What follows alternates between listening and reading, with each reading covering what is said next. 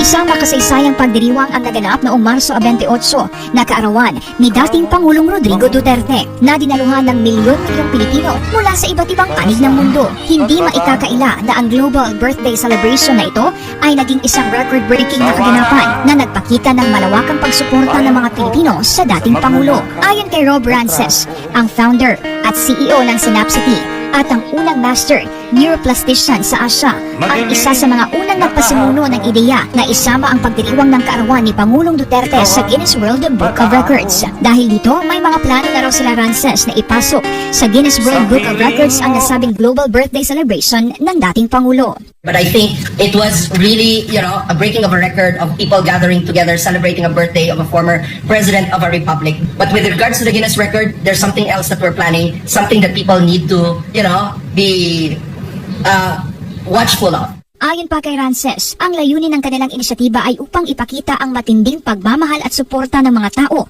para kay Duterte. Hindi rin nila inaasahan na magiging ganoon kalaki ang epekto nito na nagbigay daan upang magtipon ang mga Pilipino sa iba't ibang lugar, hindi lang sa Pilipinas, kundi maging sa ibayong dagat. I think it's already in the hearts of people. I just probably articulated that, pero yun na talaga yung gusto nila.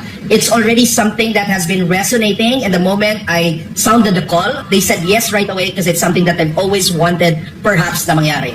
Ipinahayag din ni Rances na sa panahon ng administrasyon ni Duterte, naramdaman ng mga Pilipino ang pagiging ama ng bansa na gumagabay sa kanilang direksyon. Kaya't nakikita nila itong dahilan kung bakit maraming Pilipino ang patuloy na sumusuporta sa dating Pangulo. A father figure, one that will empower the people, one that has only one intention in heart, and that is the future of his children. And that probably was a statement why people came and they said, enough is enough, we want what he stood for, and this is what we want to see in this nation.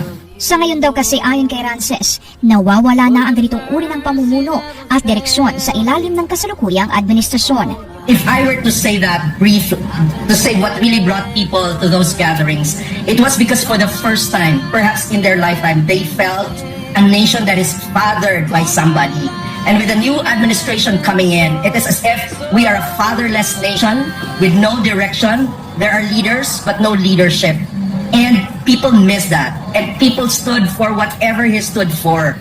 Kaya ito raw ang hinahanap muli ng mga Pilipino. Ang hindi matitinag na suporta ng mga Pilipino kay dating Pangulong Duterte ay nagpapakita ng isang matinding koneksyon na nagsisilbing paalala ng pagkakaroon ng tunay na liderato at direksyon sa bansa. Habang patuloy ang mga pagsubok, ang mga Pilipino ay patuloy na naghahanap ng isang lider na may tapang at malasakit sa mga Pilipino.